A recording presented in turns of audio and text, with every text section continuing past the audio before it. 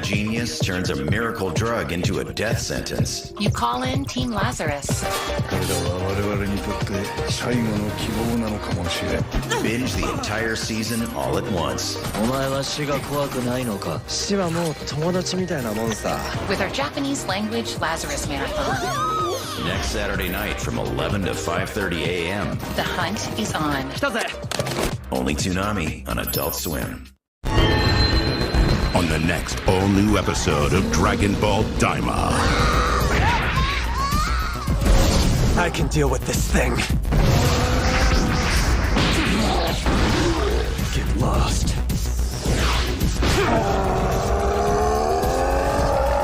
Man, what's with this place? Can't let your guard down for a second, huh? Dragon Ball Daima returns July 19th. Only Toonami on Adult Swim.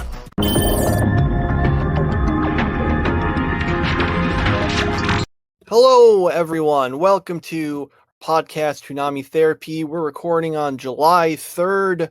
I'm Michael. I'm Tommy. And, well, we're here to talk to you about anime and other things we've been watching. We're doing it on, July 3rd. I mean, maybe you could say July 4th would be the bigger day, but you know, if I remember correctly, John Adams originally thought that the big day was going to be July 2nd. He said he wrote a letter saying that will be a day that will be commemorated and all those sort of things. So we're splitting the difference and doing it on July 3rd, you know? Hang on. I should have had this ahead of time. Where was the letter? I want to quote it because it's actually pretty funny in retrospect. Let's see. Okay, here's what he said. This was what he wrote in a letter to his wife. The second day of July, 1776, will be the most memorable epocha in the history of America. I'm apt to believe that it will be celebrated by succeeding generations as a great anniversary festival. It ought to be commemorated as a day of deliverance by solemn acts of devotion to God Almighty. It ought to be solemnized with pomp and parade, with shoes, games, sports, guns, bells, bonfires, and illuminations from one end of the continent to the other from this time forward forevermore. That was what he said about July 2nd. So anyway, that now that you've gotten an amusing bit of history out of that, I guess we can move into it. But we do technically have news on a series that, well, it wasn't on Toonami for a long time, but actually, technically, it isn't officially announced, but leaks. So we do know that they are. We know that they are in a few days going to announce that, yes, Black Clover, the anime, is going to come back. They are going to have, a continuation, you know, after it went on hiatus for quite a while. So, yeah. Now, granted, we have no idea when it will actually come back. Based on things, we'll probably not get it for at least a year, but we at least have the notification there, which makes some sense because the manga is like almost done at this point. The only reason it's not done yet is because it's coming out at a pretty slow rate. The author was having trouble keeping up with the weekly schedule, so when it was basically in its final battle, it got transferred to a quarterly magazine. So that obviously made things come out way slower than when it was weekly. But I've been keeping up with. It's almost done, so we'll be getting that. I guess. I'm going to guess if it goes to the same studio as it had it before, that Studio Pierrot, they have Bleach. Presumably that'll be their next project after they finish with the Bleach anime. I see, yeah. Which would have been a great segue if not for the fact that we try to discuss these in the order they aired on Toonami, and we got two shows to get to before we get to Bleach. So, it's Lazarus, Daima, Bleach, right? Or was it Bleach, Daima? Yep. Okay, yeah. Lazarus, Daima, Bleach. Okay, good. I didn't get that. All right, so we get Lazarus. Episode 13. So that soldier guy who was trying to kill Axel, he fought. Well, Axel beats him. Okay, done with that. then they managed to find out, oh wow, we could have actually ended the series 10 episodes ago, because it turns out Skinner was actually at that homeless shelter place, that homeless commune or whatever that we saw before. So they go there and they find him and go, hey, we found you. And then he's like, well, you found me. Okay, well, here's the cure. And I guess we do get a little clarification that the countdown was not until that we've kept getting, blank days left or whatever, is not the time until people start actually dying. It's just the time until Skinner died from it, and he was the only one who knew the cure. So if you didn't get to him in that time, then everyone would have died. I don't know how long it was between that point and when other people started dying, but it at least seems to kind of solve the question people were wondering, how will they have time to distribute this? So, all right, so we got that. Anyway, they get that, and then they all get cleared of all their crimes, and then they're like, yeah, do you want to continue being part of this team? There's still other stuff to do. And they all decide, yeah, okay. And then that's basically the end. Will we get another season where they go and do other stuff? I don't know. Is this a sequel hook? I don't know. But that's basically where it all ends. Yep. So I had so many problems with this. So, like, we do all this stuff about chasing after Skinner, and in the end, it really isn't even Lazarus who comes up with finding Skinner. It's that other woman who finds him, and they kind of just sew up, and then, he, like, we never really get an explanation as to why he played this game of hide and seek, he just kind of like, okay, you found me, here's the cure. And it's like, well, why? Why did you do this? But and they get cleared of their crimes, but what did they really even do? They really didn't do anything. So I don't really understand why they're considered such heroes, because it was that other woman who found him. But yeah, so everyone gets the cure, I guess, and everything's okay, and Skinner dies, and he gets buried, and yeah, just and what was the point of that whole Axel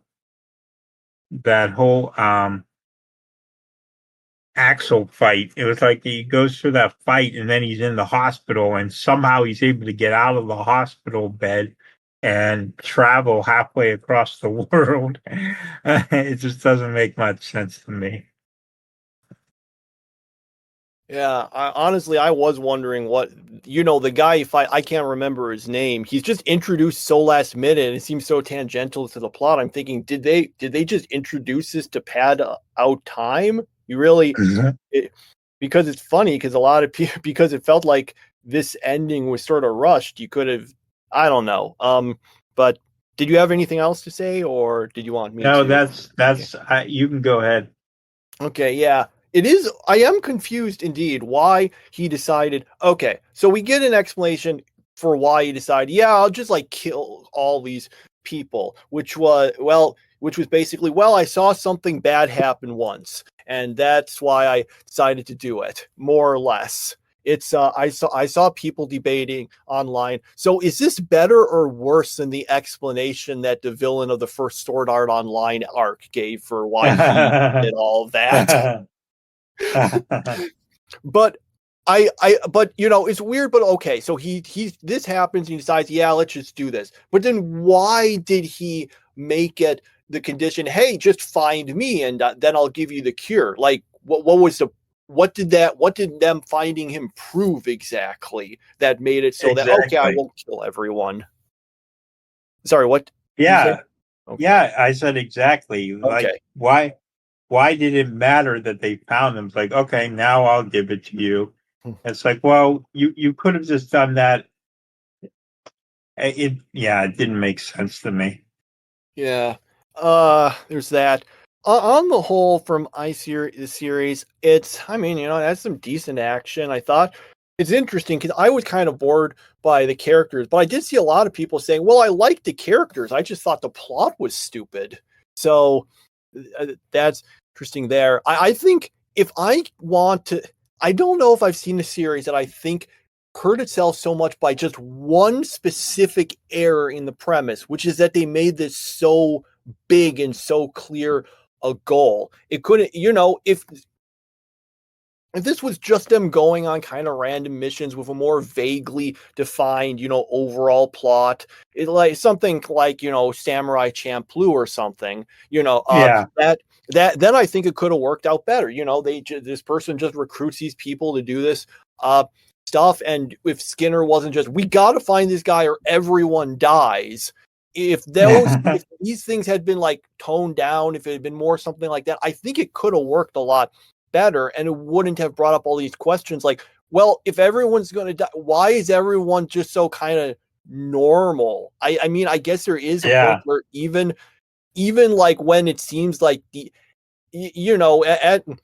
even at points where, like the Cuban Missile Crisis, people still just kept living their everyday lives. But even there, that was like kind of an uncertainty rather than we're just all gonna die. So I'm sure a lot of people would have just kept going on with stuff because they don't know for 100% sure this will happen. But it's just weird that this giant major thing seems so weirdly in the background of this series. Mm-hmm. That's my issue. So many of my problems with the series come down to that issue there, and I think that's the big issue with the series. So yeah, I don't know if they'll come back with another season. I did see some people saying they might be more. They're saying, well, if it's just fun adventures of the week instead of some big giant plot like this, it might be more interesting. So we'll see. I will note that this does appear to be of all these sort of Toonami original series, at least like the ones after it came back for the Saturday night stuff. I think they had some more original stuff way earlier. I don't know what some of those might be. This is apparently their highest rated one on my anime list, if it matters. My favorite was Senmui, so that was my favorite of the Toonami originals or whatever. Yeah, well, that was of the anime. We're not counting. I mean, My Adventure with Superman or Invincible Fight Girl. Actually, I liked Invincible Fight Girl more than either of those, but that was also, I think, not really specifically for Toonami. I think it was just something they made for Cartoon Network, but decided to put on Toonami or something. I can't remember the specifics. But anyway, it wasn't an anime, is the point. So, yeah, that was what I was interested, because I was looking at some of them. I was a little surprised to see some of them. Like Shenmue the animation on my anime list, that's got a 6.64. Whereas let's see, Fena Pirate Princess, that's at 7.07, which really surprises me. I mean, I guess the show was kind of enjoyable until we got to that like weird conclusion that just like made everything bad, but anyway, but yeah, so Lazarus currently is at 7.17, which is not great, but it's not terrible. So it seems that it seems that at least of the people who bother to rate stuff there seem to like it more than most of these other series. So yeah, I don't know. Maybe we'll see more. Maybe we won't. We ended up we're going to get more seasons of Ninja Kamui. So who knows? Yeah, like I don't really care much for other people's ratings, and obviously there's recency bias. Anything that comes out more recent is going to get a higher rating. But yeah, this show might get a second season. I was reading online where people were speculating. They're saying, yeah, we can't wait to see what these characters do next. And I'm like, oh, I didn't realize we were going to have more of this. And like, how are they going to top saving the whole world? Like is season 2. They would have to come up with something as big, or else people are going to be like, yeah, that plot line is insignificant compared to the first season. So I don't know where they're going to go with this, but if they have a second season, I guess I'll be watching it and find out. Well, I mean, we always have to just say, it might have been a bit underwhelming. Hey, it was a big step up from Rick and Morty the anime. Yeah. Ugh. Okay. So, yeah, I think that's everything. Yeah, I mean, my opinions are my own. They're not it being a higher one by other people isn't super important. But I just found it interesting. Because I was kind of curious to see what people were thinking of it. It's always hard to know exactly what like generally people think, because like my anime list, sure, but you can see the ratings there, but the only people who are going there are going to be more on the hardcore side, because they're going over there, they're making an account, they're rating stuff. This isn't something more like simple and mainstream, like I don't know, IMDb or whatever. Yeah. Okay. All right. So I guess that's it for Lazarus. It was okay. It was not the best of their shows. It was not the worst of their shows. I just still kind of wish it was better than it ended up being. It's kind of interesting, because I was thinking, because I was like wondering, okay, what is this like the fault of like are like a execs at Adult Swim making them do stuff that makes these not have a great track record? But the writer of it, there's this interview. Hang on, I need to find this again. I want to tell people where it is so that I can find it, where he was talking about it, and he mentioned, yeah, they just asked me to make a serious science fiction show, and after that they basically let me do whatever I wanted. So I'm thinking, is this a case where maybe someone should have stepped in and maybe suggested some changes or whatever? Is maybe that the problem? Not enough oversight? Okay. Let me just find where was that? Dang, I should have bookmarked this. Hang on. Let's see.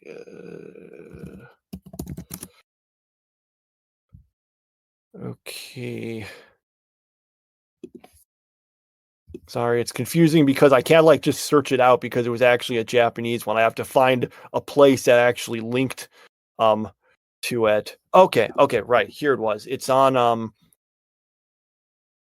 it's on this place called Montan Web, MANTAN Web. Like I said, it's in Japanese, the site, but if you look up, if you just do a search for Montan Web Lazarus, then actually, will that show up? Let me just go to Google and see.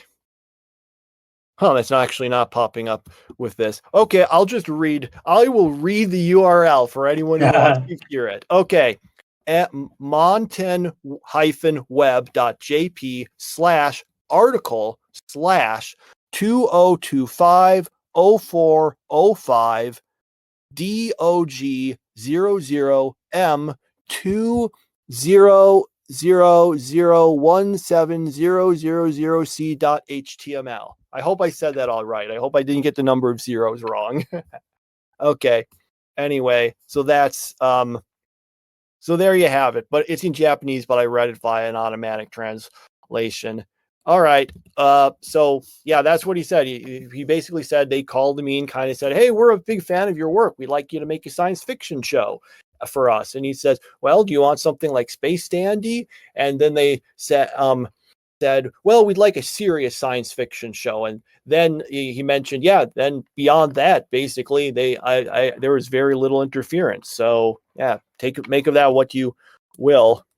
One thing I did find interesting was he said apparently the whole inspiration for the series was the opioid crisis, about how, opioids, painkillers, they were made available and stuff, and they do good things, but then a bunch of people die from them. And he said, thinking about, why was it right to make this available to people? How could something that was, benign cause these problems? That was kind of the inspiration for the series. Mm-hmm. So yeah, and so that was a little interesting. Anyway, I guess people will think what they think of Lazarus on the whole. I've already said things.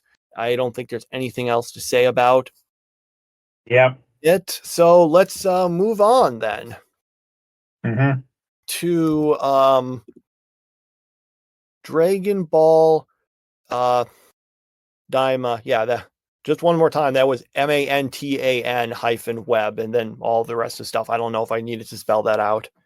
Yeah, this is not useful when I just read it out like that. Okay, I will go past my embarrassment and get back to Dragon Ball Daima, episode 3. So, they basically are trying to go to the demon realm, and so Goku and Shin and the Glorio guy. That's a new character we got introduced here. Sorry. Basically, after going through a bunch of stuff, they get to the demon realm. Then they just go to a hotel for a while and get into a fight with some of the local people. And that's it. They do. Oh yeah, their ship does get stolen though. So you got that. Really, when you get down to it, this episode did feel kind of mostly padding when you get down to it. So much of them was just, going through wacky hijinks in order to get to the place. Yeah. So, I mean, I still thought it was kind of enjoyable. I wasn't, but it really did kind of feel like, I guess we may not have had quite enough plot for 20 episodes. So we had to pad things out a bit. Yeah, I checked out early on this one. It was just boring. And I'm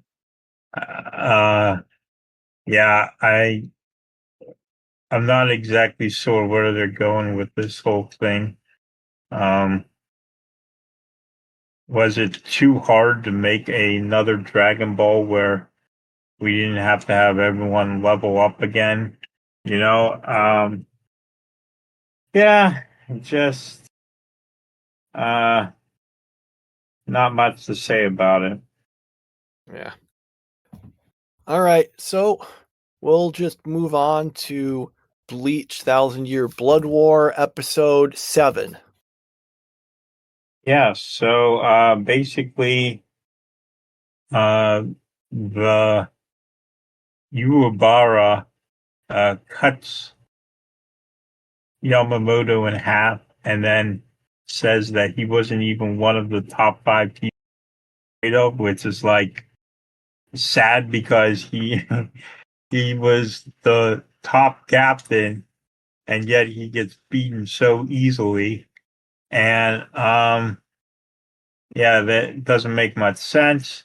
But then Ichigo shows up and he fights him and he gets beaten, but just in the nick of time, the Quincy's have to go back to their own world and they can't kill off Ichigo yet. So Ichigo survives and Yuabara tells him some stuff about his past. So now we're going to get some major retconning of Ichigo's past. And and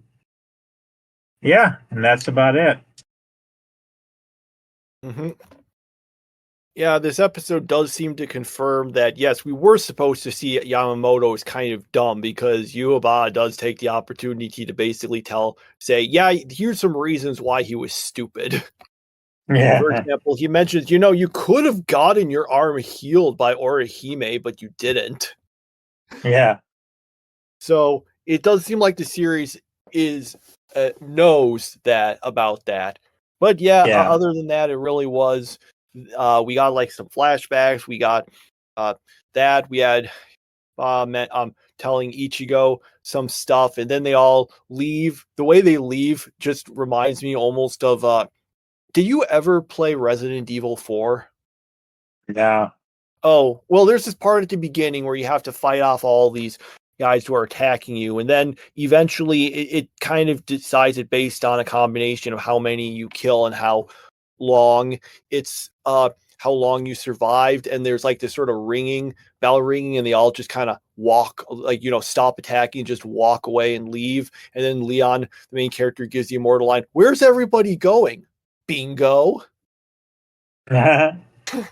Which I think that line's in the remake too. But which just made it, it would have been so funny if someone just like saw the Quincy's leaving and says, "Where's everyone going? Bingo." Yeah. Beyond that, I don't have too much to really add about it. It is, we do get, we get like all the information of how, oh yes, you Ichigo, you have the powers of the Quincy because it wasn't enough to have you for you to have the powers of the Soul Reapers and the Hollows and Yeah. the Visors and the Fullbringers. Fullbringers. That was it. I've made this joke before. I can't remember if I said it on the podcast, but I'll say it. If not for the fact it was filler, Ichigo would have totally been a Bount too. Okay, so yeah, we get that, and that's we just move on from there. Just kind of a straightforward episode, not too much to say, I guess. All right, so we got Blue Exorcist, episode 32. Okay, in this episode, basically they decide to right. Basically, they need to the what was it, like the impure king, that they're going to have to fight them. But then Mephisto shows up and says, "Oh, by the way, Rain, you've been sentenced to death, so I'm going to imprison you in this thing that you absolutely cannot get out of, except for the fact that you can get out of it." So, which I say that jokingly. I think it's pretty obvious that's what Mephisto was like kind of hoping for anyway, I assume, but. Yeah, so he gets out, then he meets up with the friends, and I guess everything's all hunky-dory now. I do remember when Ryuji, he like reveals, "I'm not angry at you about being the son of Satan, I'm just annoyed you didn't tell us." Yeah. So we get all that, and I guess we're gonna go and fight the impure king that they keep talking about, which is, I wonder if that's a phrase that sounds less goofy in Japanese, because king just sounds a little weird. Yeah. Let me actually just now I need to yeah. So while you look for that, I'll give my thoughts. Like, it was good to see him get reunited with his friends again, and their friends are kind of, okay with who he is, and so I thought for the moat and Mephisto being like an ultimate troll in this episode, that was also really funny. So I thought it was a pretty good episode. Yeah, looking at it, the word, like possible translations are like unclean, dirty, impure. Looking at these lists of things, I'm thinking, honestly, impure probably is the best sounding of these. Unclean king sounds like worse, and dirty king sounds like it has some extra connotations in English. So yeah. All right. So I guess it's actually an okay. I guess it does sound a bit goofy. Well, maybe it sounds better in Japanese. There's some stuff. Maybe the words just do. I don't know. I just think it sounds a little weird. Mhm. It's not quite on the level of, say, how Jaeger faction got turned into Jaegerist. Jaegerist. That was funny. Yeah. That was yeah, that was a translation choice on Attack on Titan. Yep. Okay. All right. So let's go One Piece episode 735. All right. So remember how Doflamingo was defeated 2 episodes ago, and we really emphasized last episode that he was defeated? We're going to have another episode to just remind you, yes, he is in fact defeated. The big thing, I guess, is that at the Admiral Fujitora, he does decide to basically he kneels and makes all the other Navy members kneel to the people of Dressrosa to apologize for just kind of letting Doflamingo be in charge. It does mention that the reason he decided to do that was just to make sure that this would actually be in the news and none of this could be covered up. So there was that. That's actually an important a point there. But yeah, other than that, it really is just Doflamingo's beaten, and yeah, I guess the king will return to the throne. And we still have no sign of Nami or Chopper or Brook.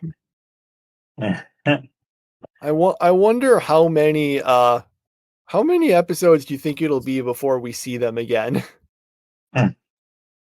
Hopefully one, but we'll see.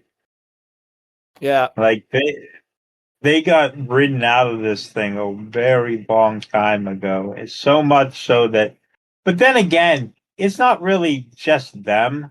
Like, I mean, pretty much all the Straw Hats have been ridden out of the last 20 episodes. It's been all about Rebecca and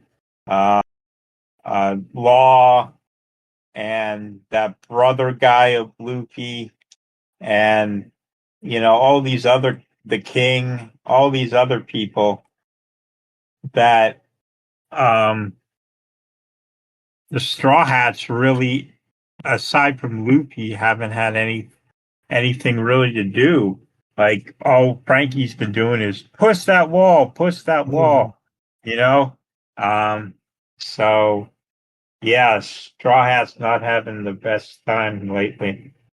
Well, Zoro got like a pretty notable Yeah. battle with Pika, but yeah, other than that, in the last, I just like looked back to where we were because you said 20 episodes, and I was curious. Okay, where were we 20 episodes ago? Well, 20 episodes ago, we were that right then was when Frankie beat Senior Pink. So technically we had that, but it was at like the start of that 20 episodes. After that, really, it is glancing over this. It is basically just Luffy.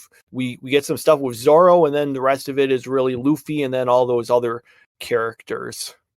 Yeah. And everyone else is just kind of doing random stuff, although I guess they actually are at least around doing some things. Mm-hmm.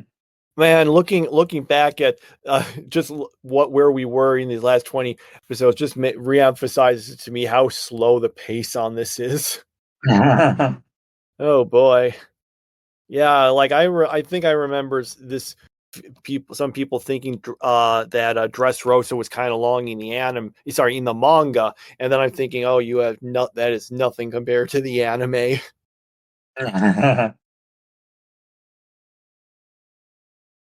But yeah, okay. So we finished through One Piece. Yeah, one day we will have a One Piece Kai at least. I hope. All right, let's see. Okay, so we move on to the series we were checking out that were not on Toonami. We've got Yu Hakusho episode 61. All right. So,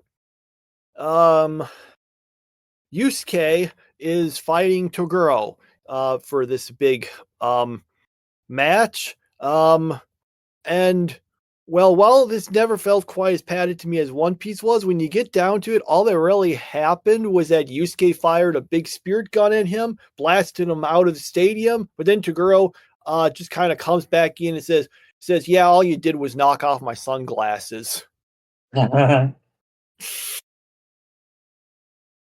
And the rest, yep, that was kind of the episode, honestly. You know, we had some funny bits with some of the other characters, but when you get down to the actual fight, that was all that really ended up happening. Yeah. They managed to fill the time though. They had all kinds of people out in the stadium commentating on the battle. Those guys who got beat by Yusuke's team a while ago, who are commentating on the match. So we got a lot of commentators, but we didn't actually get much to commentate on. Yeah. Just not really that much to say about the episode is the problem. So anything else? Should we move on? We can move on. Okay.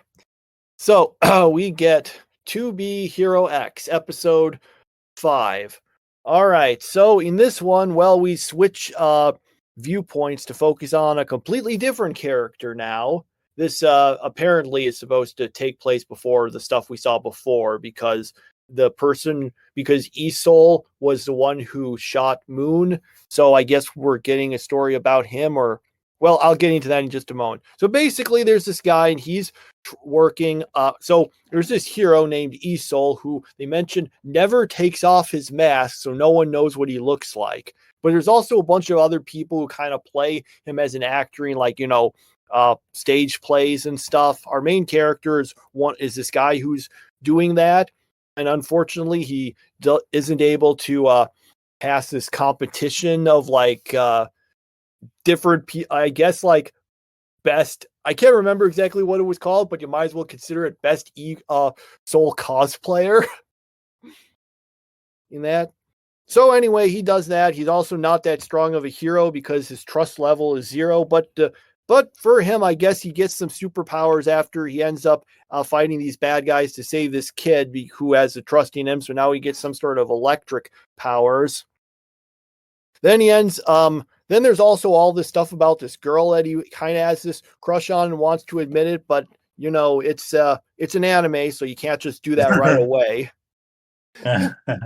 Well, don't worry, we will. I think they did announce that they're going to have an anime for You and I Are Polar Opposites, which literally has a confession in episode 1. So maybe we'll see. But that hasn't happened yet. All right. So then we get that. And also one of the guys who was I think one of the judges in that competition wants to talk to him and was who he is. And yeah, kind of, this one was kind of jumbled, but we did kind of just suddenly switch to a completely different plot and different characters. Yeah, the different characters really threw me off. I'm like, okay, so we're going to pick up where the last one left off. No, we aren't. We're just going to go with some completely different thing. And yeah, I kind of lost interest in it. I don't really understand the concept well enough about these heroes. Like, every time I hear hero, I think like a My Hero Academia hero, which, by the way, I did not get to watch Vigilantes this week. But yeah, every time I hear a hero, I'm thinking, okay, so someone who's got a quirk, who's using it for good, and so I think that's kind of twisting my understanding of this show. So Well, the Yeah. reason it so this does still kind of fit into the previous ones because we know that unfortunately because it happened so fast you might not have noticed it. But we know that it's Isol or someone who looks like Isol who shot Moon. That was where that previous one. Now we're having this, which is supposed to take place beforehand, and we're seeing this stuff is about Isol. So it does bring up there is like some what we don't know how exactly that worked. What I mean is, we know that some Isol shot her. Okay, but is that Isol the actual Isol, or is it one of the guys who? Is it like this guy who's going to become Isol? Is it one of the other people? So that's how it kind of ties into that.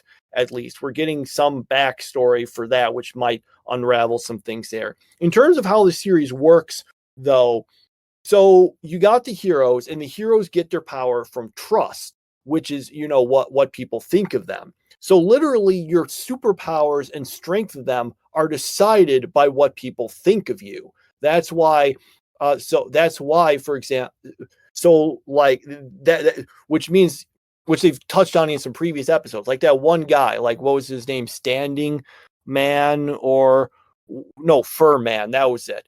Because he was seen as like, implacable and firm, it made it, he got powers based on that. And unfortunately for him, also the fact it made it so that he had he would always have to just stand and couldn't sit down. Similarly, when Nice died and Ling took his place, because everyone thought he was Nice, he got all of that power to himself from the fans of Nice, and then got all of his powers. And similarly, Moon, for previously, her teleportation thing could only bring her to where Nice was, because again, everyone thought of her as his girlfriend, and therefore her powers only work in association with him.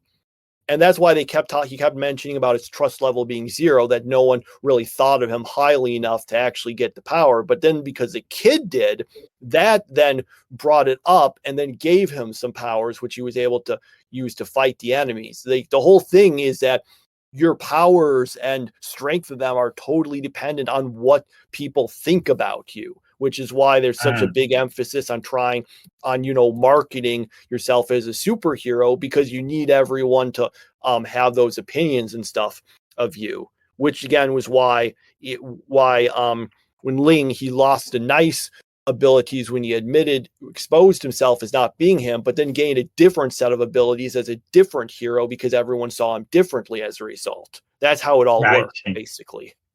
Okay. So, yeah, I didn't like this quite as much as the first arc, maybe because we just suddenly jumped over to all this stuff without resolving the cliffhanger. Though the episode did get more interesting later on when you actually got some of the powers. I'm going to throw out a prediction that the reason that Isol always, the actual one, always keeps his face hidden, this is probably going to be the case. It's just going to be, oh yeah, well, I'm actually multiple people, or I just like retire and give it to someone else or something, like the whole Dread Pirate Roberts thing from The Princess Bride. Or All Might giving his powers to Midoriya. Yeah, kind of like that. Although in that case, people know they're different people. This is one where like everyone might think it's the same person, even though it's changing. But that's my speculation. I just don't think they'd make such a point of no one knowing what he looks like if it wasn't for something like that. Yeah. Or maybe we'll find out he just has no face or something. Or maybe he's just wacky. There's this one like actual real world wrestler who made a point of never appearing in public without his mask. What was his name? Let's see. Wrestler never asked. What was his name? He was like some Mexican wrestler, I think. All right, that's it. He was El Santo, and he was known that he never removed his mask publicly. Like literally at his funeral, when he was in the casket, he still had the mask on. Oops. Yeah. That.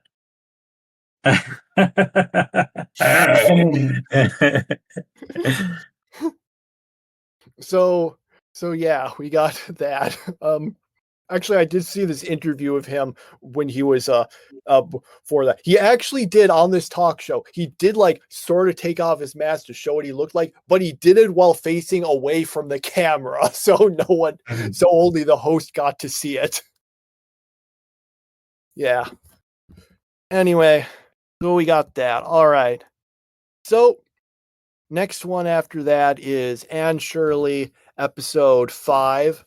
Okay, so the girls decide to play a game of dare and, start daring each other to do things. Anne ends up getting dared to try to walk on the ridge pole. Yeah, that's what they called it. That part on, on like the roof, the sort of the part where the two things sort of meet.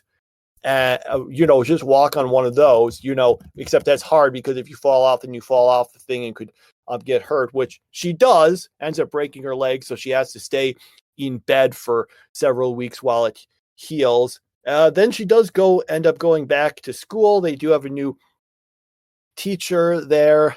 And right, then there's, she's going to give some school recital thing. Matthew ends up buying her a new sort of puffy dress for it. And then she gives the recital, and yeah, that works all great. And then they're all excited because they made $10 off of it, which was hey, look, this was Britain in the early 20th century. Inflation is a real thing.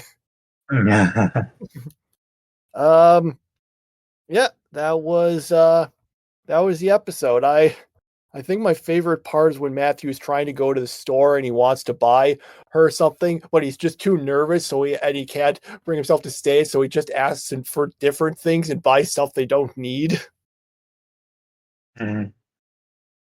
That was kind of funny. Other than that, yeah, it was okay. Some parts were a little boring, but I still thought it was kind of fun.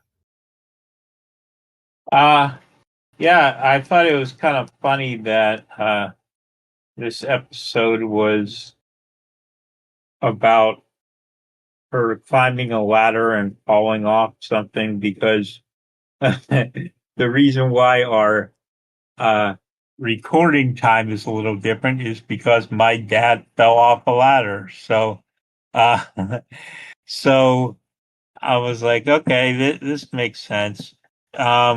C got hurt, and all for the sake of her pride, and then she somehow just sprained her ankle, which, like, there's no way that's all that would have happened if she fell from that height. Like, you could tell from that height. She broke it. They said they broke it.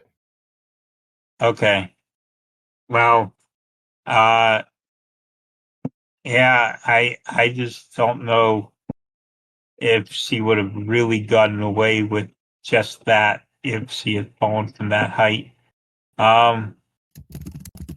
Yeah, it was okay, I guess. But it was a little boring, so yeah. I should mention, though, it is actually possible to get off, to fall from kind of higher heights and not sustain injuries, because I remember, so there's this bit in the TV show The Wire where this one character jumps from a 4-story height and then he just runs off afterwards. And some people thought this was like, and some people criticized, said this is ridiculous, that wouldn't happen. And then the creator, like the writer, said, well, this was actually based on something where someone fell from the 6th floor of a building and then ran off. And so something even more crazy that actually happened.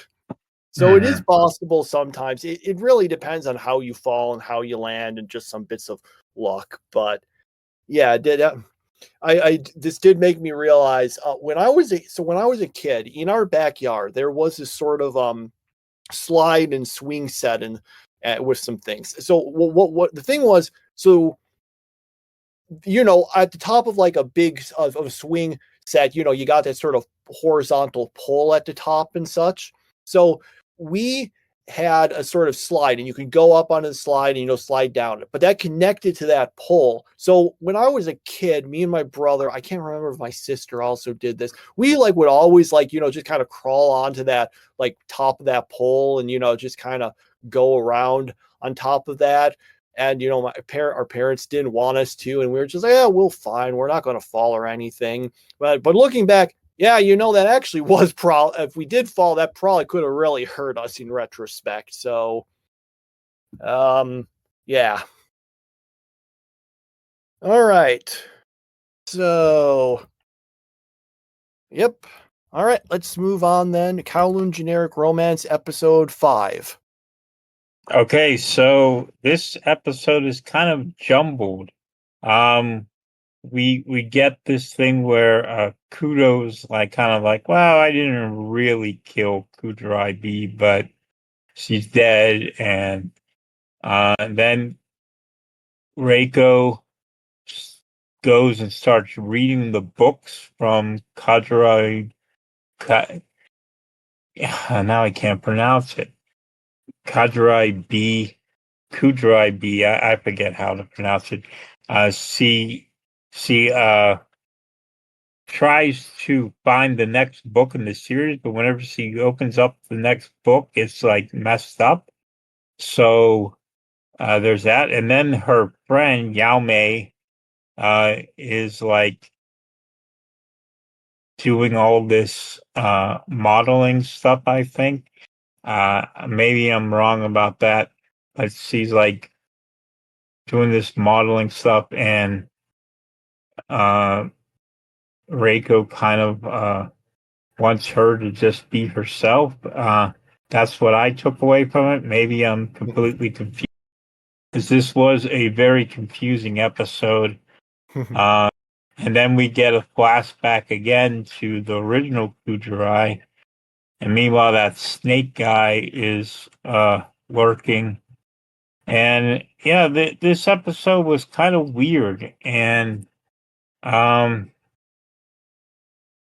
it keeps me entertained. It keeps me wanting to know what happens next. But at the same time, I'm kind of wondering what's happening right now. Because I was like, yeah, I want to know what happens next, but I would also like to know what's happening at this very moment. So, yeah, very jumbled. Yeah, and now I can say what I wanted to say last week when I got goofed up and watched 2 episodes instead of 1, which I was going to say, wow, we have the big cliffhanger and goes, well, I killed the original Kudorai. This episode, how would you react if I told you that? Well, that's one way to undo a cliffhanger. Yeah. Other than that, yeah, it is kind of a bit of a confusing series. But unfortunately, I don't really feel like I have that much to add to you. Plus, the fact that I watched the thing a week ago makes me remember it less. So I apologize I wasn't able to say much about it this week or last week because I got all mixed. So last week, I watched this episode, but then I couldn't remember that much about the episode before it. And now that we're actually discussing the episode, I can't remember it as well because it was a week ago. So, yeah. All right. And then we'll go into Witch Watch episode 5. Yeah, so we start out with a story about the teacher of the school who's a big otaku, and she's really into the manga of one of her students. So she goes kind of crazy over her manga and stuff. Then we get what I thought was the funniest part of the episode, which was where Nico comes up with this spell to make this one guy be able to not be perceived by anyone. That way he can go to the bathroom during class. And so he pulls it off, but then kind of gets found out, and it kind of like the whole moral of the story was like, so he would learn that all he has to do is just raise his hand and ask to go to the bathroom. So that was kind of funny. Then we had this other girl who I forget her name, but she's like a competing witch for Mori, and she turns into a cat, and Mori will pet her, and then if she falls asleep, she turns back into a human. So then she does fall asleep, turns back into a human, but everyone is so focused on some trivial matter that she's able to sneak away without getting noticed. And yeah, that was it. Yeah, it was. Yeah, or her name was Nemu, and her last name was. I can't remember her last name. I know it was a pun on Meow. It sounded something like Meow. Meow, like Maiu. I don't know. I checked, and apparently that's actually her last name. I was thinking, oh, maybe they like changed it a little, and originally it was like Naya or something. Because in Japanese, that's the sound effect for cats, Nya. Whereas in English it's Meow. Yeah. But Yeah. in this one, it looked like they just kind of kept a more English sound there. Yeah, that was my favorite of them. I thought she was just really funny, and I kind of want to see more of her. My least favorite was the bathroom one. I thought that one was kind of a little dull, but the other ones I liked a little more. I thought it was pretty solid. Although one thing, the part where the teacher, because the joke is, just for the record, her student wasn't the one who made the manga. She was just a really big fan of their student's fan art of the manga. Okay. So it's the part where she just goes on and on about it. And hang on, I meant to show you this before, but let me show you this. I want to show you how the part where she talks a bunch. I want to show you what it looked like in the manga. Let me just put it here in Discord if you want to look over to the channel to see it. Mm-hmm. In the general channel, if you the text one, if you want to there. So yeah, so much text there. And at first I thought it was doing it like that, where she's just babbling on, and then it just speeds up really fast and such, which is a decent joke. But then unfortunately she goes back to talking normally. I'm thinking part of the reason it's funny in the manga is that you can just look at that and just skip past it. Whereas in the anime, if they don't just do it really fast, then do the whole speed up thing as a joke, which it did originally, but didn't do it for all of it, then it doesn't work quite as well. That just must be so. When the joke of a scene is that a character is saying all this stuff and the reader is just planning to skip past it, that must be so demoralizing to the translator, because you have to sit down, translate all this, and know that maybe 1% of readers will actually read it. Mm-hmm. I remember this other series once. This was actually kind of funny. Kindergarten Wars. There was some part where where this one character in it had that joke where they went on these big speeches. There's some part where the author on Twitter just tweeted and some picture of it translated. It says something like, "I apologize to the translator." Yeah, that was Kindergarten Wars. But anyway, so this one, yeah, I thought it was a funny episode. The jokes mostly landed. I am interested to see some of these things. So yep, that was I don't have too much else to say about it then. I feel like I've been saying that with a bunch of series, and I apologize. Okay, well, I guess that's all the series then. So I guess we can name our favorites. Okay, my favorite Toonami was Blue Exorcist. Non-Toonami was Witch Watts, and my best girl of the week is Siemi from Blue Exorcist. Okay, for Toonami, I think, actually that is a little tricky now that I think about it. I was going to say Bleach, but then I started thinking, well, was Blue Exorcist a little better? It had some there. All right, one moment. We're going to see. All right, let's leave it up to random chance. Okay, it's Bleach. All right, thank you, random.org. From my non-Toonami series, though, I don't need to flip any coins or choose anything randomly. I will agree with you that Witch Watch was the best of them. Okay. So, yeah, anything all right, well, that's our regular anime discussion stuff. Anything else to talk about? Not really. I'm still watching Bleach. We're getting in deep into the part where the new Squad 3 captain is, well, his subordinate is kind of turned evil, and now we got Yuzuru Akira trying to fight him, and it makes me think, like, of all the lieutenants you could have picked to focus an arc on, you picked one of the most boring lieutenants of all of them. Like, the only ones who could have been worse would either be Squad 1 or Squad 7. So we picked a really boring guy to focus this arc on, and it is boring. It's very boring, but there you have it. So yeah, probably by the next time we record, I might be finished with the arc, so I'll be able to tell you how bad it was this time around. Okay. Who was even the lieutenant of Squad 7? Iba. Okay.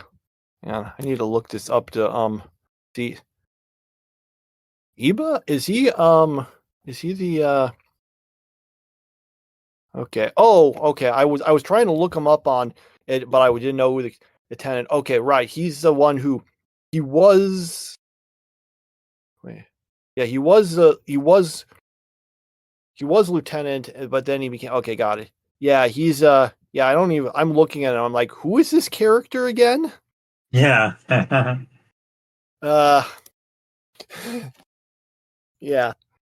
I guess they might have picked Kira just because, I mean, if you're going to do a filler thing, well, I would say if you're going to do a filler thing about this, then maybe you'd want to choose someone who's like, who's not that important because, maybe backstory stuff doesn't matter. But then I'm like, no, like his backstory is untouched. It's all about these other characters and stuff. Yeah. So he is kind of more on the boring side. So, yeah. I still remember him more than Iba, though. Yeah. All right. Anyway, what do we have on what else did we have there? Oh, I was going to say something kind of funny. So apparently did you hear the stuff about like this anime called like Necronomicon and the Cosmic Horror Show? No. Oh, okay.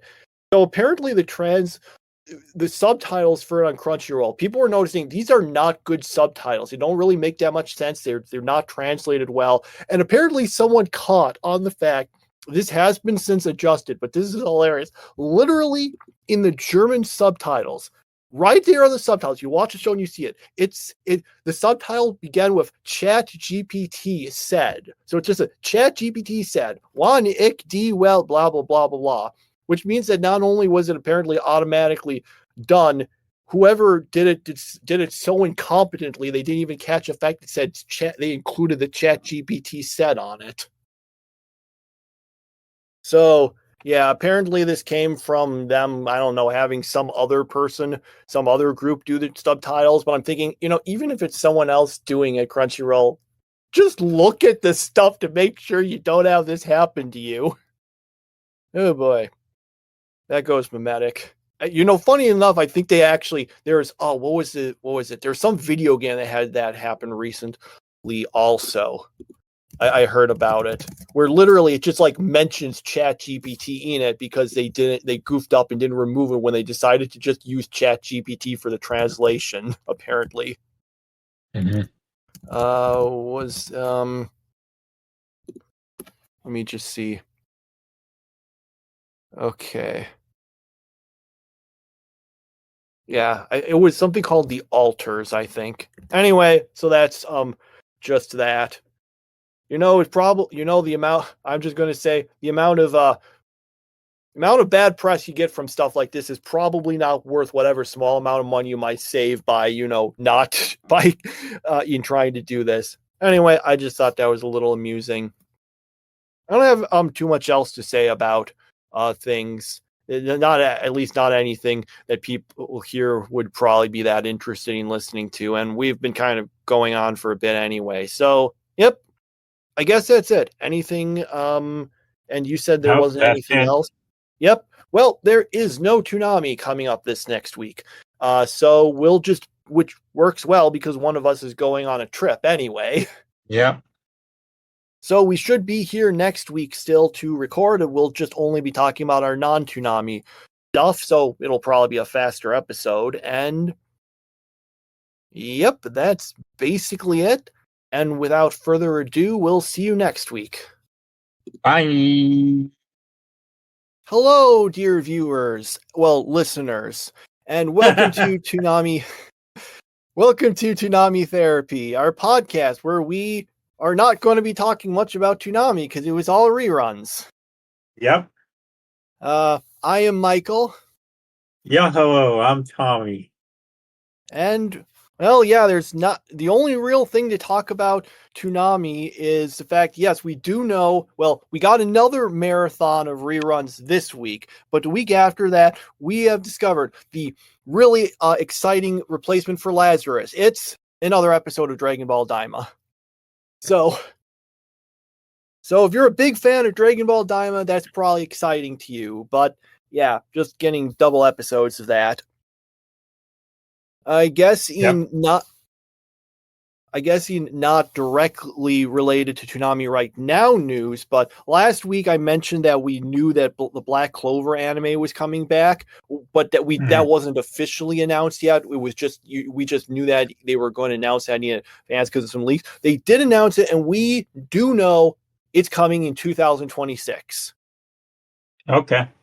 Yeah, whether we'll end up with it on Toonami or not, I don't know, but whenever I still like to give updates to any series, that we watched on Toonami or watched previously in the podcast. Right. Yeah, the manga is pretty close to done. So by then, I'm sure it'll be done. So they can probably just adapt to the end and not have to go on a bunch of filler arcs. Mm-hmm. All right. Well, with that exciting news out of the way, I guess we can just move on to the non-Toonami series we watched for this week. Yep. All right. So it's up to me to do the recaps of all of them today. So for episode 62. So, Yu Hakusho. Did I say Yu Hakusho? I didn't hear it. So. Oh, maybe I just said episode 62 and not the series. Yeah. All right. So basically what happens in this episode is, Toguro, as we saw last time, basically shrugged off Yusuke's attack. So Yusuke screams his way into a power-up. like actually kind of literally, because he had to shout this word to unlock it. It's because basically, they did what so many anime have done as the excuse for a character to become stronger. In fact, which they actually did already in this round of the tournament, which is, I just had all these, heavy weights on me, so I'm taking them off now. In this case, it wasn't weights, it was just something that kind of restrained his I can't remember power. What this term. Yeah, I was trying to remember what was this series name for, spiritual pressure or chakra. What was the name for it? I can't remember. No, hockey's One Piece. Oh, wait. Hamon. That's it. Hamon. No, that's JoJo. Only the first two parts of JoJo. Then it becomes kind of irrelevant because stands just take over. I think they just said I think it's just spirit energy. Anyway, so yeah, Yusuke screams his way into a power up and is really strong and basically, well, nice you mentioned JoJo because he basically Oro's Toguro for a bit. Yeah, So rapid fire punches. and then Toguro screams his own way into a power up and announces that he's going to go with all of his power. And then then he starts basically beating Yusuke pretty easily. So maybe Yusuke will scream his way into a power up next episode to cancel that out, I guess. Yeah, I wonder how many villains would have actually defeated their opponents if they had just used 100% from the very start. Like they always I'm only going to give you 20%. Now, okay, now I'll give you 80%. And then finally, this isn't even my final form. And then they finally put out 100%, but it's too late because the good guy has built up his power enough that now he's able to beat him. So I just wonder how many times would we see these bad guys actually win if they were just a little more aggressive. Well, in this fight, I think if Toguro went all out, that would have made Yusuke unlock his thing before, which would have left them where they are now. But yeah, that's an interesting point. I mean, there's all those times where the villains in series where villains could just beat heroes, and then for whatever reason they don't. In some cases, maybe it like makes sense. Like, okay, so Toguro wants Yusuke to be at his strongest when he fights him, which is also the exact same thing with Hisoka in Hunter x Hunter. So reusing that character trait, I guess. But yeah, in some of those cases, it makes a little sense. Other cases, not so much. But yeah. Let's see. I did really like the quotes where from the people that Yusuke fought previously, well, his team fought previously. One of them, some of them didn't fight Yusuke directly. They again reiterate the point. Wow, it's a good thing Yusuke wasn't this strong when we fought him. And Jin does get the great line to, I can't remember his name, but he tells him, "You lost to Kurama, and Kurama lost to a dead guy. How's that for being lame?" Yeah. Don't have anything else to say about it, really. Yeah, right. It wasn't a bad episode. I think it was very entertaining actually, and yeah, I liked it. So good job, Yu Hakusho this week. Yeah, it was fun. I just feel maybe it could have been condensed a little bit, but on the other hand, Yu Hakusho compared to so many shonen series is like efficient and gets its fights over with. So I shouldn't. So this is actually if I was watching, well, I can't say One Piece because it pads out everything, but if this was but for a lot of other series, it would have been a bit longer, possibly. Okay. All right, so we move on to 2B Hero X, episode 6. So, basically, our main character, who I guess is the main character now, Cheng, that's his name, yeah. He's gone viral, so he gets a much higher trust rating, which, again, is what gives you your power in this series. Then, so he starts going around as the new E-Soul. But then the original E-Soul, or at least gets, well, it's not clear if the original E-Soul is that annoyed, but definitely his like management is. So they basically, to try to beat him, actually, I'm not sure if they were the ones who did this or if they just made use of it, but the guys who kidnapped that kid in the previous episode, they basically say, yeah, Cheng was the one who hired us to do it, but he gets cleared of that, so everything's great for him then. So his popularity is all great. All these things are going great. But then But then the guy who was serving as manager just at the end of the episode suddenly gets shot and apparently killed, which seems to be confirming what my brother told me, because out of the 6 episodes so far, 3 have ended with a character apparently dead. And yeah. Oh, also that guy who was kind of the enemy in the previous arc, the guy who was like always talking about truth. Yeah, he shows up in this one because it takes place earlier. So that was interesting. I don't know if we'll be seeing more of him, but yeah. I thought it was a fun episode. Yeah, I wasn't really into it. I really liked where we were going for the first 4 episodes with the whole storyline with Ling and Moon and all of that. And I thought that was a very effective storyline. I thought that would make for a good series. And now that we decided we're just going to flush that down the toilet and start all over, haven't been a fan of it. So, yeah, this show has kind of become my 4th favorite. Well, 5th favorite behind also My Hero Academia as it comes to shows from this season that we're watching. It does seem it is definitely a kind of questionable choice to do it like this. Now, I do know this series is a bunch of different, like maybe 3 to 4 episode arcs about different characters. After we finish with this one, then we'll move on to another character. So which seems a little weird to be switching the things around, but I do kind of I want to see how they fit together, because this one did fit into the previous one, because again, he was E-Soul, whether it's this guy, it's the new E-Soul or the original or someone else was the one who attacked Moon. So maybe we'll find out what's going. So I want to see how that might tie in with things, or how other things might tie in with them. Okay. But yeah, I'm not enjoying it quite as much as the sort of first arc, I guess you could call the series. So we'll see if this one finishes strongly, and if not, maybe if the one after that is better. Okay.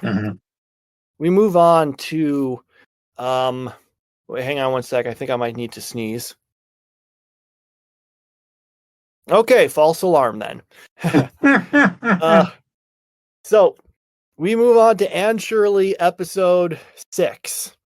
So Anne ends up writing this romance, this tragic romance story, and then a bunch of the other kids get involved in writing stories. And basically, and they're all supposed to be like these depressing ones, but they end up but because they're like 13 years old, they're all overwrought, and the adults who look at them actually think they're funny. Then Anne decides, I'm going to dye my hair. So she gets some hair dye from this sort of shifty dealer, which ends up basically turning her hair all green, which freaks her out. And then and since they can't wash it off, they have to cut her. They basically have to cut most of it off. So she has really short hair now. But the preview has her hair look normal. So I don't know if that means that that's supposed to take place like a decent amount in the future, because the first book takes place over years. We're like 2 years into the series right now, I think, because it mentioned Anne was 13. So I don't know if we'll just be skipping forward like half a year for it to grow back, or if it'll just be one of those things like, well, the character lost all their hair, but next episode it's just back to normal for no apparent reason. We'll see. Yeah, and those were the episodes. Yeah. I thought it was pretty good. I like the whole stories thing, and getting to see Anne's imagination, and how Marilla didn't like it. She was like always against it until she actually read it herself. So yeah, that was good. The paint thing wasn't as good, but it's still pretty solid. Yeah, the stories were funny. Especially, like I said, the part where Marilla just laughs at the bananas, like, but that's supposed to be the saddest part. Ugh. Okay. Yep. And then, yeah, I just did think it was funny the way the kids are acting like these stories are amazing, and the adults are just like, oh, that's kind of unintentionally funny. Like, what was Ad's story? It was just this one character's in love with another, and then like this her friend kills the guy she was in love with, but then they both of those but then the other one that guy no the friend kills her and the guy tries to save her, but then they both die, and then the other person is super sad, and like the other girl's like, that's the saddest thing I ever heard. And yet it's so overwrought. Yeah, just fun the way they did that. Okay. Kowloon Generic Romance episode 6. So unfortunately, you mentioned, like I mentioned, you told me you wanted me to do the recaps for this episode because you kind of were a bit distracted when watching some of the things. Unfortunately, I don't know if I'll be able to do a better job with this episode than you did. I was kind of thinking, well, he'll just explain it. Okay. So 2 of the other characters where are basically let's see. I'm trying to think of how to do this. The big part is that is that 2 of the sort of like not necessarily villains, but like, more morally ambiguous or more sinister guys. One of them's like the guy with like the weird tongue, right? Right. Yeah. Yeah. Okay. Because I was thinking, I don't think I saw their tongues in this episode. So yeah, and they are doing something, and then the other's like, well, you shouldn't do that, and he's like, I'm going to do it, and I can't remember exactly what they were planning to do. I'm not even sure if we were supposed to know what they were planning to do is the problems. Oh, right. I do remember they were trying to do, they apparently were doing some sort of cloning thing. One of them was like, I'm going to make the kid, this one guy wants his kid back, so I'm going to make a clone of the kid, but it won't have any memories, and that'll show him. And yeah, there's that stuff, and yeah, that's kind of it. The problem with this episode was I got kind of confused and wasn't that interested because our main characters barely showed up in it. Yeah. So, yeah, that's the big problem I had with this episode. It's just focusing all this stuff on, the characters I'm less interested in. So, unfortunately, like I said, I wasn't very into this episode. Well, you might expect for me to disagree with you, but no, I agree. I lost interest in this episode about halfway through and then kind of fell asleep. And then I woke up and it was the next episode was playing, and I'm like, oh crap, I can't watch anymore, or else I'm going to get spoiled on something that I won't know about anyway because I missed part of the end of the episode. But it was boring. It wasn't exciting. This is definitely the worst episode of the series so far. I was very disappointed in it. I wish that there had been more to do with trying to find out this mystery about who Dry B, but apparently we've gotten away from that a little bit. So, yeah, just not a great week for Kowloon's Generic Romance.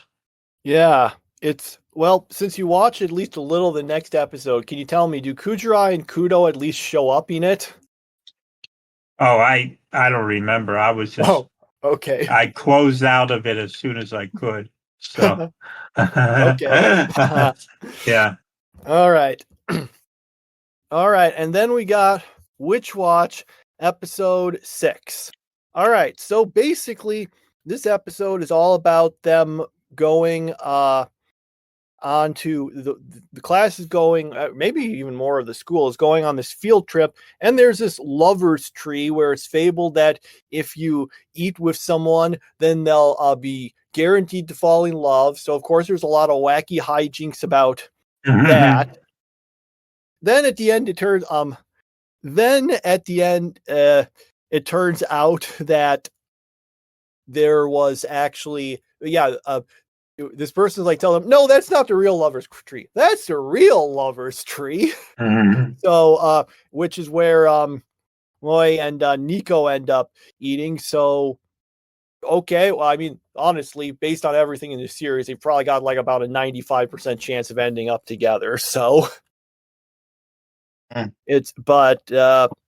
really, it was just kind of wacky hijinks with things like Nico shrinking herself to try to find out things, all that kind of stuff. It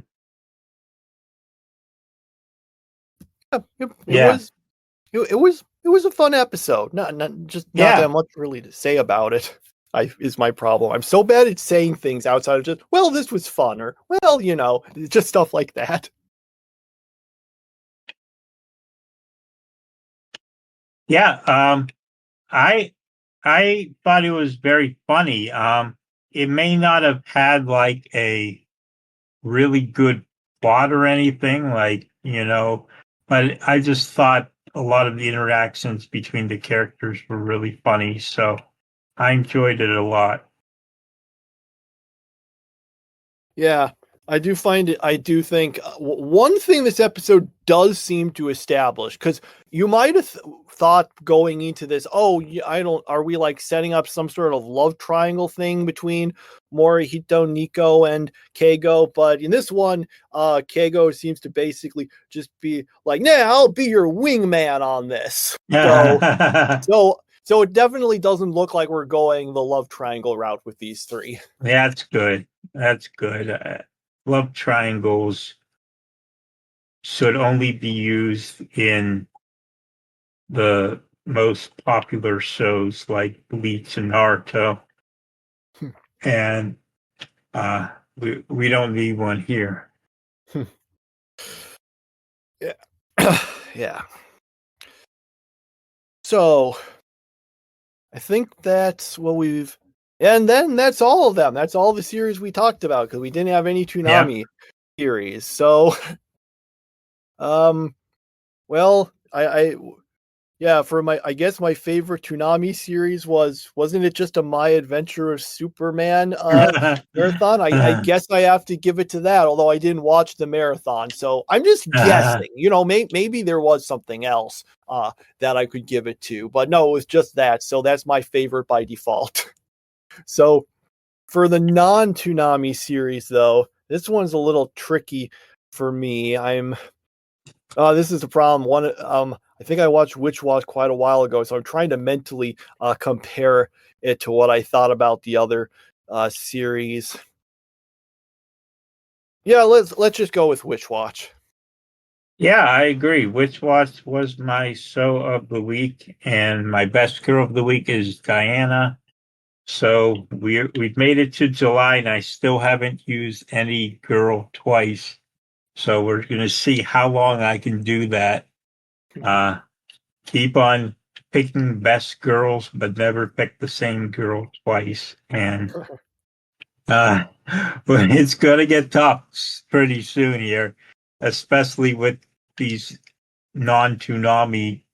Like you give me Toonami, then I have a choice of some Dragon Ball girls. So that will hold me off for a few weeks. Okay. Yeah. So I guess that's it for our regularly scheduled series. Was there any thing else you wanted to talk about?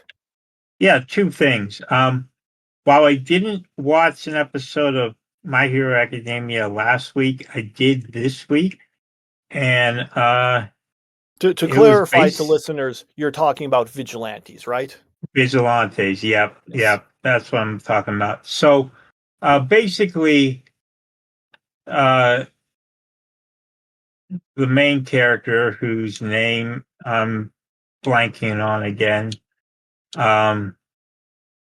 He tells this story about how he saved some kid from drowning in the river. And it turns out the person he saved was actually Pop Step. And so Pop Step's always had a crush on him ever since then. And so there's some romantic tension going on between those two. And then some bad guys show up. And I think I did a similar thing to Kowloon Generic Romance and fell asleep near the end of the episode again. So I don't know where it's going. Unfortunately, I've just been very tired this week. So, but yeah, it was pretty good. And the other thing I had to talk about was Bleach. I finished the Captain Amagai arc. The Amagai's betrayal really comes out of nowhere. And there's not one shred of evidence that Amagai is going to betray the Soul Society, and up until the point where he does. And it was like, Aizen, you could at least see, okay, he's acting a little weird, maybe he's up to no good. But with Amagai, it doesn't make any sense at all. He turns from a super nice guy to a super villain overnight, literally overnight. And it doesn't work well. Ruri Chio's voice actress, I don't want to blame whoever that is, but her voice in the English dub was just terrible. And yeah, it was a bad arc. It was bad. And I liked the first time I watched it, didn't like it the second time, and I don't like it this third time either. So the only part I liked was Soifon beating up on Ichigo in one of the episodes. That was fun to watch. Because when she gets pissed off, she just does whatever she wants. So that was entertaining, but aside from that, it was a pretty poor arc. And now I'm going back to Waco Mundo starting tonight. All right. Well, I had some things to say. The first was that, Wells, after you decided to keep watching Vigilantes, I decided, well, why don't I catch up also? So I actually did see this episode. I'm not committing to it yet, so don't consider this like an official part of the podcast yet. But yeah, I did watch it. So yeah, it did seem a little bit of a. Actually, I'm trying to figure out when he say Pop Step in like the whole backstory. I can never remember her name. I'll just always be calling her Pop Step because I can't remember her actual name. But he now, did she know? I can't remember. Did she know that he was the one who saved her until he told her that, or did she know, or did she only know after when he told her, like, oh, this was the guy who did it? I can't be sure. That's what I was trying to figure out there. Yeah, and without getting spoiled. Okay. Also, there was you probably do not even remember him because he appeared so long ago. But yeah, do you remember Stain from My Hero Academia? That guy? No, too far back. The guy with the sword and the weird blood powers.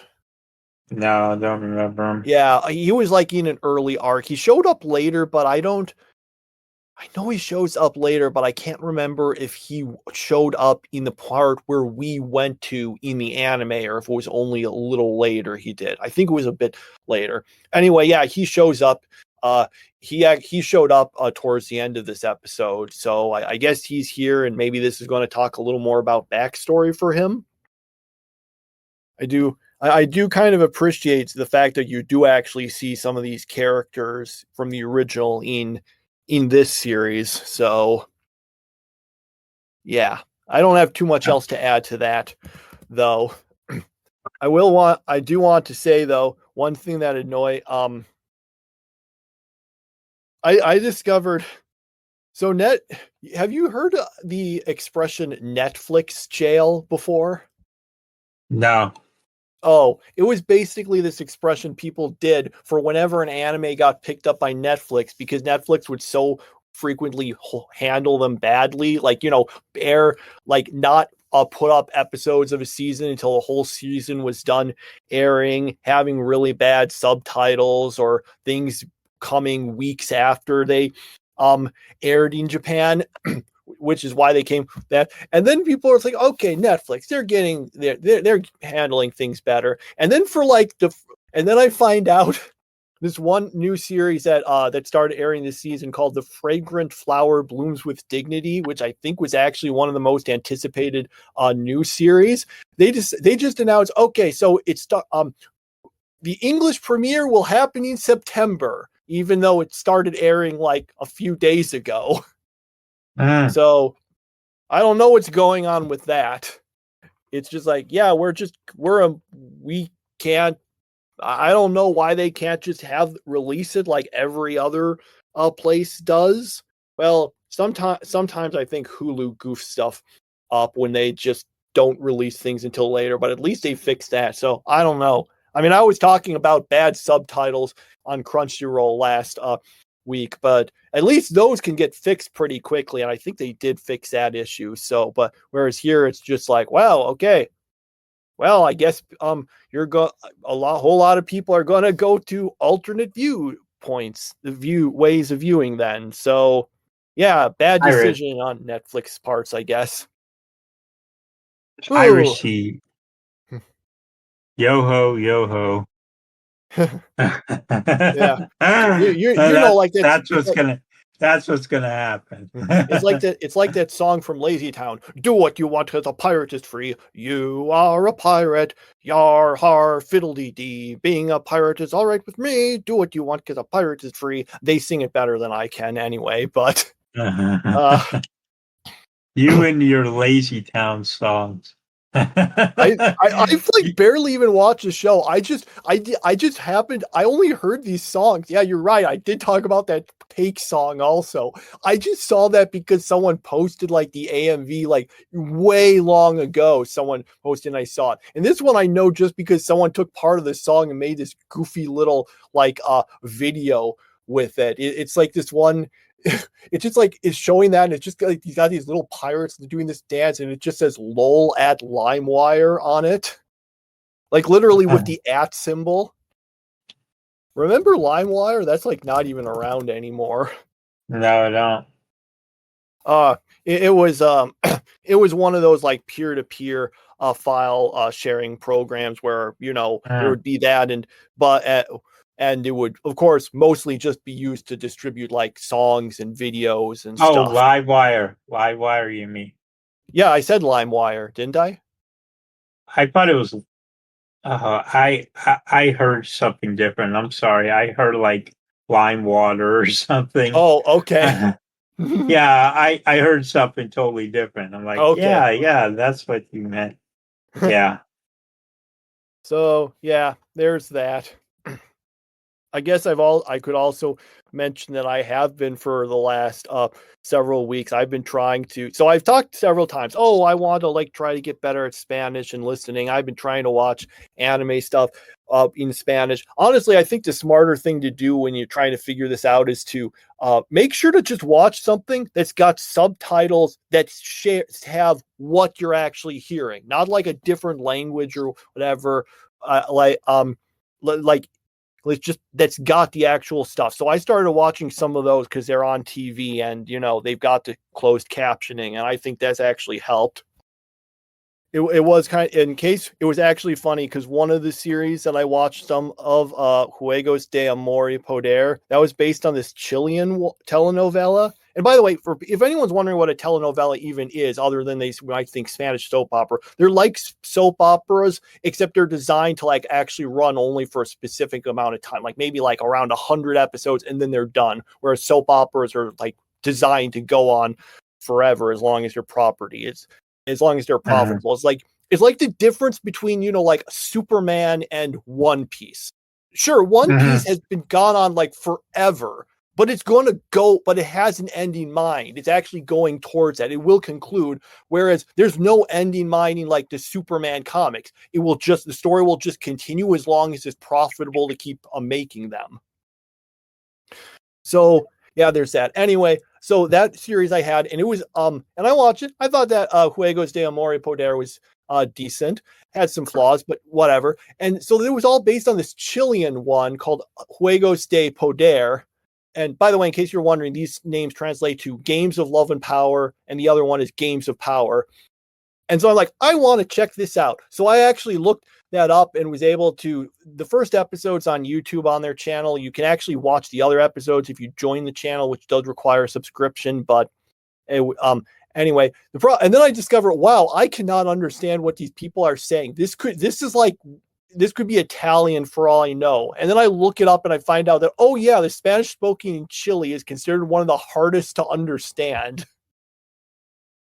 So yeah, I don't know if that was interesting to anyone at all, but I figured I might as well just throw that out there. Probably one of the best ways to try to, again, get better at understanding something when you're listening. Just watch the actual thing with the subtitles for what they're saying. I feel like that's helped me. So I guess that could work with anime too, although I don't actually know where you can easily watch anime with subtitles of the actual Japanese dialogue. Although that also ironically comes with its own problems because Japanese is kind of a confusing language to read because of all the kanji. Anyway, that's been my random babbling with all of this. So I guess that's it. I better cut myself off before I go on more random things that probably don't interest the audience. Yep. Well, once again, there is no Toonami for this week, so we will just be focusing on our regular assortment of non-Toonami series. So, yep, just all the stuff we just discussed, and then maybe My Hero Academia Vigilantes. Yeah, maybe. We'll see. Mm-hmm. Without further ado, I think that's it then. So, we'll see you all next week. Bye.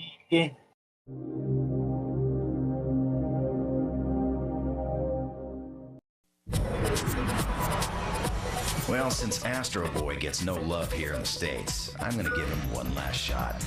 I've been playing Omega Factor for the Game Boy Advance, and just like the series, it's pretty cool. You start off fairly weak, but soon enough, all of Astro's powers are at your fingertips. Jet boosters, finger laser, arm cannon, machine guns, the works.